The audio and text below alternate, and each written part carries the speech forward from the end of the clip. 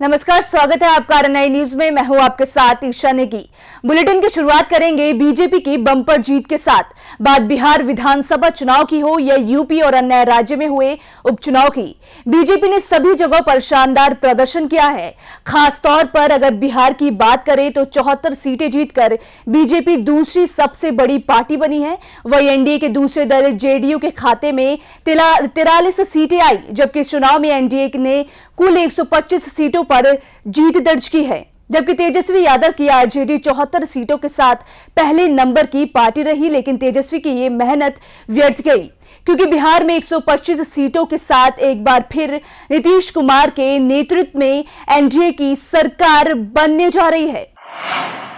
वही उत्तर प्रदेश में 7 सीटों पर हुए उपचुनाव में बीजेपी ने 6 सीटें जीती, जबकि 1 सीट समाजवादी पार्टी के खाते में आई।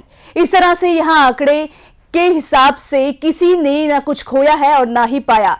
बता दें कि बीजेपी ने जिन 6 सीटों पर जीत दर्ज की है, ये सभी सीटें बीजेपी ने 2017 विधानसभा चुनाव में जीती थी, जिस पर हुए उपचुनाव में फिर से जीत मिली है। हालांकि आंकड़ों के हिसाब से ये जीत उतनी बड़ी नहीं हो सकती, लेकिन जनमत के लिहाज से बीजेपी के लिए ये वाकई में अच्छी खबर है, जिसका संकेत सीएम योगी ने जीत के बाद दिए।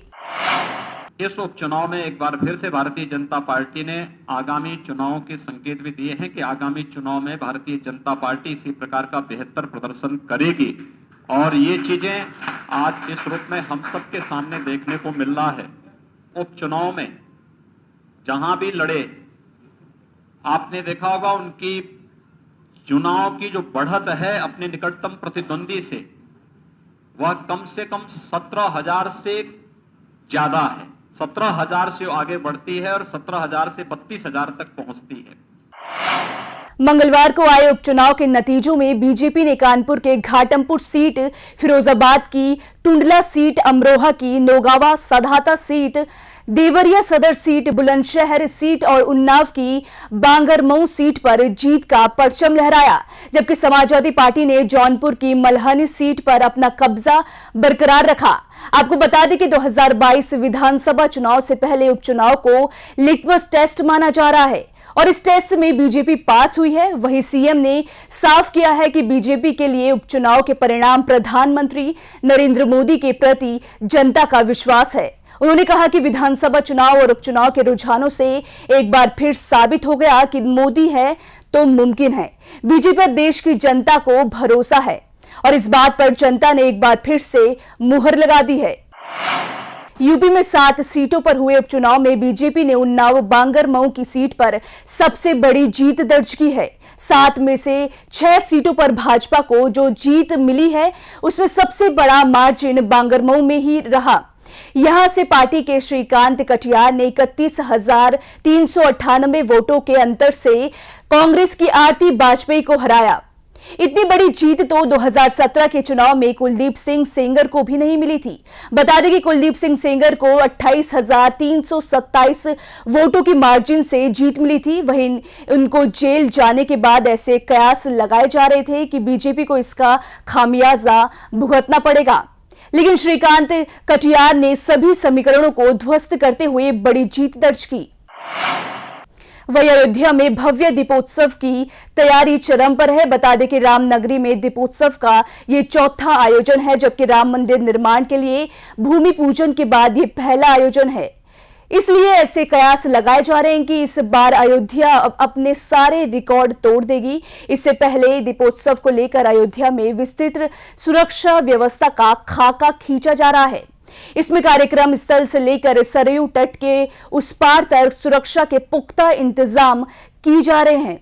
आपको बता दें कि दीपोत्सव पर आतंकी हमलों की आशंका को देखते हुए पुलिस प्रशासन खास तौर पर अलर्ट है। अयोध्या के वरिष्ठ पुलिस अफसरों की माने तो शहर के बाहर के लोग दीपोत्सव स्थल के आसपास तो क्या अयोध्या में भी प्रवेश नहीं कर सकेंगे। इसके लिए रूट डायवर्जन किए जा रहे हैं। यहां तक कि कार्यक्रम स्थल पर आमंत्रित किए गए लोगों की भी LIU जांच कराई जा रही है। अब खबर प्रयागराज से है, जहां पूर्व सांसद अतीक अहमद की मुश्किलें खत्म होने का नाम नहीं ले रही है। गुजरात के अहमदाबाद के साबरमती जेल में बंद अतीक अहमद के खिलाफ प्रयागराज जिला प्रशासन लगातार कार्रवाई कर रहा है। इसी क्रम में बुधवार को गैंगस्टर एक्ट के तहत अतीक अहमद की 2 और संपत्तियां कुर्क की जा रही हैं। अतीक अहमद की ये दोनों संपत्तियां झुंसी थाना क्षेत्र के कटका इलाके में है। हालांकि ये संपत्तियां अतीक अहमद की पत्नी शाइस्ता परवीन के नाम पर है, लेकिन आरोप है कि इसे अतीक अहमद ने अपनी काली कमाई से बनाया है। इसी खबर पर और अधिक जानकारी के लिए हमारे साथ जुड़ रहे हैं प्रयागराज से संवाददाता कुश कुमार। कुश, क्या है ये पूरा मामला और इस पर आपके पास क्या अपडेट है? इस समय बीकरू कांड के बाद से इस समय प्रयागराज में भी लगातार ध्वस्तीकरण का कार्य जारी है। उसी के क्रम में आज झूसी में, प्रयागराज के झूसी में सत शुक्ला की देखरेख में अशोक शुक्ला का 2 मंजिला मकान ध्वस्तीकरण करा गया। बताया जा रहा है कि ये 2 मंजिला का मकान लगभग 600 वर्ग गज में था और इसकी कीमत लगभग 1 करोड़ रुपए बताई जा रही है।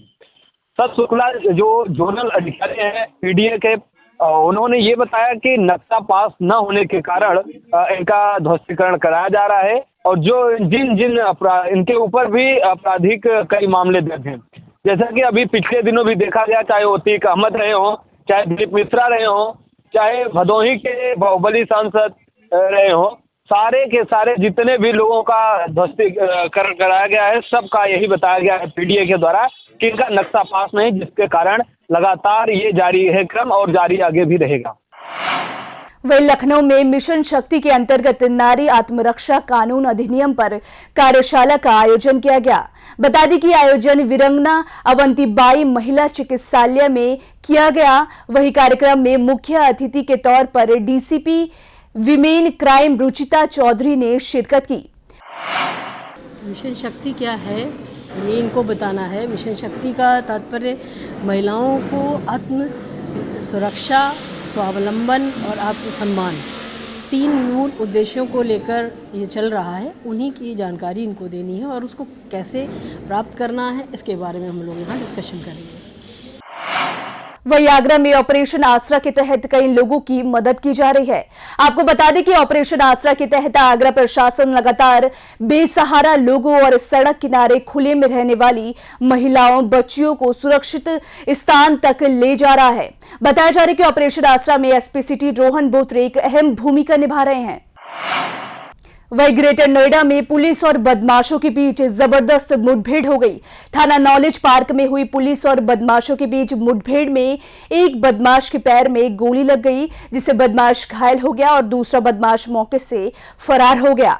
बताया जा रहा है कि घायल बदमाश के कब्जे से पुलिस ने चोरी की मोटरसाइकिल और अवैध हथियार बरामद किए। थानाध्यक्ष नॉलेज पार्क द्वारा शारदा गोल चक्कर के पास चेकिंग की जा रही थी। किसी दौरान एक मोटरसाइकिल पर 2 व्यक्ति आते हुए दिखाई दिए। जब उनको रोका गया तो वो आगे भागे। आगे आने के पश्चात उन्होंने पुलिस पार्टी पर फायर किया। पुलिस पार्टी ने जवाबी कार्रवाई की, जिस पर एक बदमाश सलमान, जो मसूरी गाजियाबाद का रहना है, शातिर गोकस है, इसके विरुद्ध आधा दर्जन से अधिक मुकदमे दर्ज हैं। ये घायल हुआ है, इसे अस्पताल भेजा गया है। इसके पास से चोरी की मोटरसाइकिल, तमंचा, कारतूस बरामद हुआ है। खबर मैनपुरी से है, जहां कोतवाली क्षेत्र के ज्योति रोड पर स्थित दीपक राइस मिल के कारखानों में भीषण आग लग गई। घटना की सूचना मिलते ही मौके पर पहुंची दमकल की टीम ने कड़ी मशक्कत के बाद आग पर काबू पा लिया है, लेकिन हादसे में एक व्यक्ति की मौत हो गई और 2 व्यक्ति आग से बुरी तरह झुलस गए और आग से भारी नुकसान होने की आशंका जताई जा रही है। ये बिजली से लगी जी, बिजली के तार में लग कर फिर बोरे लग रहे थे, कई गाड़ी जी उनमें बोरों में बैठ गई, फिर हमारे पे कवर नहीं हुई जी। कितने लोग थे? लोग तो 15-20 तो होंगे थे जी और 7-8 इधर थे जी। अच्छा, कोई झुलसा तो नहीं जी, ठीक। ये फैक्ट्री किसकी है? फैक्ट्री अजय है जी, बाबूजी का नाम बढ़ेगा, छोटे का पता नहीं जी। बाबूजी क्या बनाते हैं? कपड़ा ही बनावे जी, नाम से है जी शिव शक्ति टेक्सटाइल जी। खबरों में मेरे साथ फिलहाल इतना ही। आप बने रहिए RN9 न्यूज के साथ।